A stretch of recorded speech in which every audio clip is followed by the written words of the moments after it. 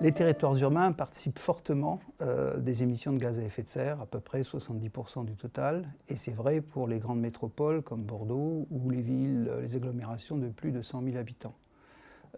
Ces villes sont également impactées, et le seront de plus en plus, par le changement climatique qui a lieu en Nouvelle-Aquitaine.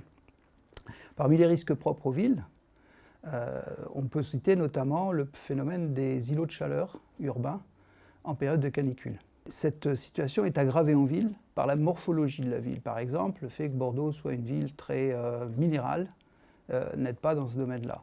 Et c'est aggravé aussi par des politiques publiques, par exemple la volonté de densifier l'espace urbain au détriment des espaces verts et des jardins, conduit à augmenter ce phénomène d'îlot de chaleur.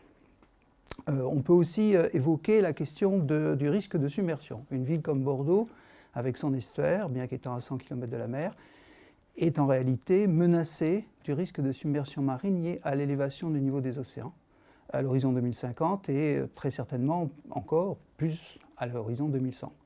Et on peut dire que cette question-là, qui est nouvelle par rapport à une tradition de gestion des problèmes d'inondation liés aux pluies, aux précipitations, est très mal prise en compte aujourd'hui dans les projets d'urbanisme.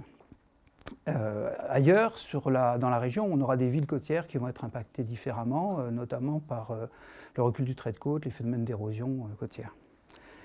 L'arrêt de l'étalement urbain des villes, le zéro artificialisation qu'on met souvent en avant, devraient être des priorités dans l'action publique concernant la ville.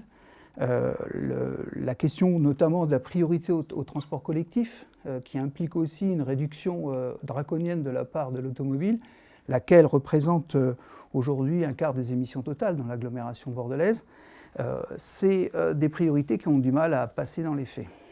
En réalité, énergie renouvelable, isolation des bâtiments, services de proximité, les solutions sont relativement connues. Ce qui fait défaut, peut-être, c'est le fait que les politiques climatiques ne sont pas au centre de la gestion urbaine aujourd'hui, qui a d'autre part une mauvaise prise en compte des inégalités socio-environnementales que peuvent engendrer ces nouvelles politiques, et également un défaut de coordination entre les différents échelons territoriaux. Les objectifs actuellement affichés par les collectivités urbaines de Nouvelle-Aquitaine ne sont pas réellement à la hauteur des défis en matière de changement climatique, ni d'ailleurs du plan climat national français. Et on peut considérer aussi que les moyens mis en œuvre restent trop timorés et souvent inadaptés aux objectifs poursuivis.